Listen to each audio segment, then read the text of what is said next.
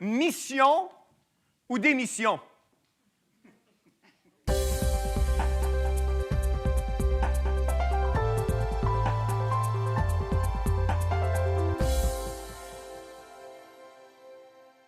Combien ont déjà eu des promesses de la part de Dieu pour leur vie? Dans une situation où on obtient une promesse de la part de Dieu, il arrive toujours 3 choses. L'obtention de la promesse, le process ou le processus pour que la promesse se réalise, et puis finalement la plénitude de la réalisation de la promesse. Et dans toute cette situation-là, je me suis mis à penser à la vie de Joseph. Mais Joseph, qui était vendu en esclave, Joseph fait une vision extraordinaire. En fait, Joseph a eu 2 visions. Joseph a eu une vision où les gerbes se prosternent devant lui. Et à 17 ans, Joseph, tout emballé d'avoir reçu cette vision-là de la part de Dieu, Joseph s'en va vers ses frères et puis il leur dit, « Savez-vous quoi, gang? J'ai eu une vision. » Puis ses frères de dire, « C'était quoi ta vision? » Puis j'imagine ses frères à un moment d'excitation où ils disent, « C'est quoi la vision? » Puis Joseph, 17 ans, en feu, fougueux, manque de sagesse, peut-être pas toujours réfléchi, dit à ses frères, « J'ai vu des berges. » Puis ces berges-là, ils se sont tous prosternés devant la mienne qui est restée droite. Imaginez un peu l'attitude de ses frères plus âgés puis qui disent, « Mais voyons donc, Joseph, tu penses-tu vraiment? Tu penses-tu vraiment qu'on va finir un jour en se prosternant devant toi? » Joseph n'a pas juste eu cette promesse-là. Joseph a eu une autre promesse, une autre vision, la lune, le soleil, puis 11 étoiles qui se prosternent.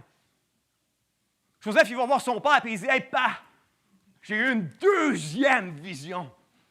J'ai fait un 2e rêve extraordinaire. » Ses frères étaient présents, puis son père, « C'est quoi la vision? C'est quoi le rêve? » Puis il dit, « J'ai vu le soleil, la lune, puis 11 étoiles se prosterner devant moi. » Wow!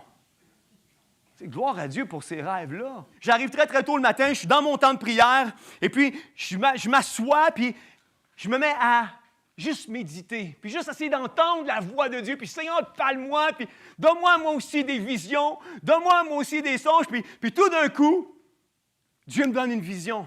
Je n'ai pas eu des visions souvent dans ma vie, mais j'étais là, puis j'ai eu une où je me voyais dans une abreuvoir. Le jet d'eau qui sortait de l'abreuvoir était tellement fort que j'étais comme... Je n'étais pas capable de garder mon visage dans l'abreuvoir. Puis là, j'étais comme, ah! Vous savez, des fois, on aime ça, rationaliser ce que Dieu nous donne, hein? Dans mon esprit d'humain, je me suis mis à dire, ah, c'est juste un rêve. Je devais somnoler, parce que j'arrive au bureau, il est 5 heures le matin, puis je devais être encore fatigué, l'oreiller encore peut-être, puis je devais somnoler, puis le Saint-Esprit m'a tout de suite repris, puis m'a dit, « Hey! Tu pries pour des visions? Je t'en ai donné une. Puis en 2019, l'onction que je vais déverser sur toi va être de telle sorte que tu ne pourras pas tenir ta tête à l'abreuvoir. Donc, sous-estime pas quand je te donne quelque chose, puis que je te parle. » Puis ça me saisit, puis j'étais comme, « Wow, Seigneur, c'est tellement fort, c'est tellement bon. » Combien aiment ça être dans la présence de Dieu?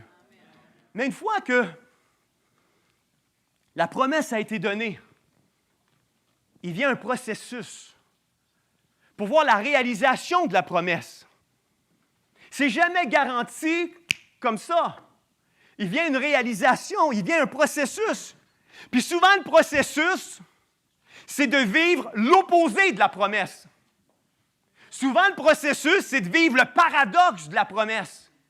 Souvent, le processus, c'est de vivre le contraire de ce que Dieu a déclaré sur notre vie.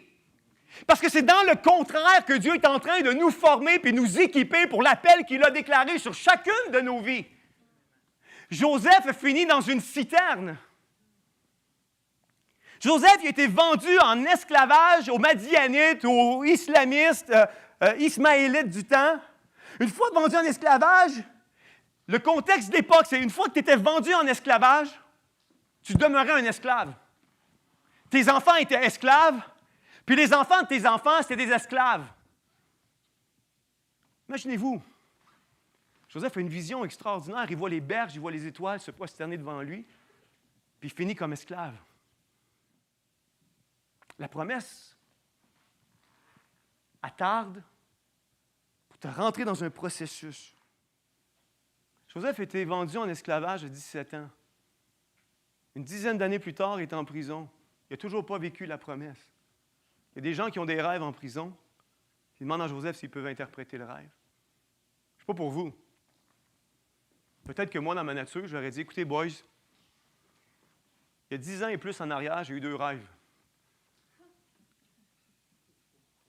Puis je les ai interprétés, moi, mes rêves, à mon père et à mes frères. Ça fait 10 ans de ça. Regardez ce que je suis aujourd'hui. Êtes-vous sérieux? Voulez-vous vraiment que j'interprète vos rêves? Come on. Je ne suis pas le bon gars pour vous dire ce qui va arriver avec les... Non. Non, c'est pas ça qu'il a fait, Joseph. Joseph s'est mis à expliquer les rêves à ces 2 gars-là. Joseph avait un cœur tellement pur devant Dieu que Dieu l'a même utilisé en prison pour interpréter les rêves. Même si dans sa vie, il n'était pas encore rendu à l'accomplissement de ses propres rêves. Plusieurs personnes appelées de Dieu qui ne sont même plus dans le ministère aujourd'hui.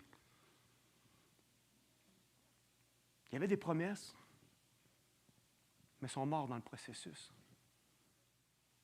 Pendant des années, j'ai fait un pied de nez à l'Église. J'ai quitté. Je me suis donné à 100% dans ma job, à 100% dans le milieu de la radio, à 100% dans le milieu de la télé. Je n'ai pu revenir. Jusqu'à un jour où Dieu m'a interpellé.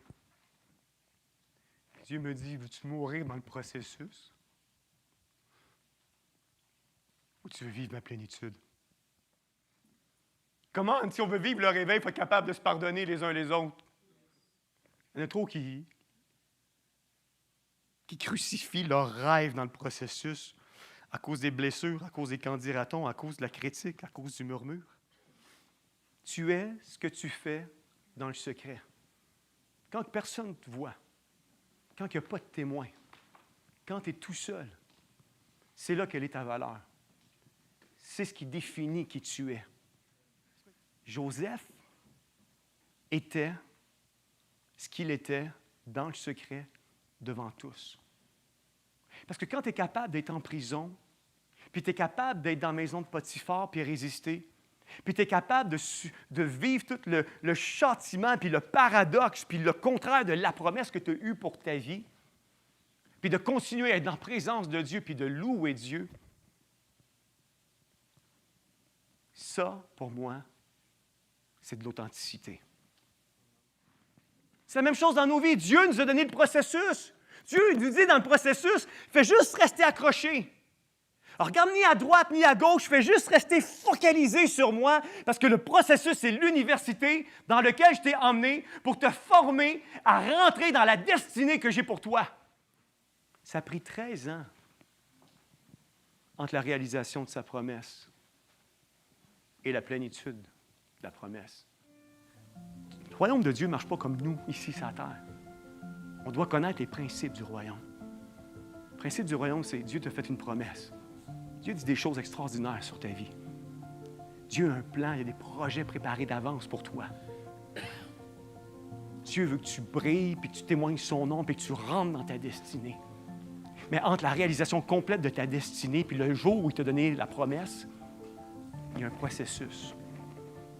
Puis ma prière pour vous, c'est que vous puissiez être éveillés plus que jamais dans le processus pour que vous puissiez tirer toutes les leçons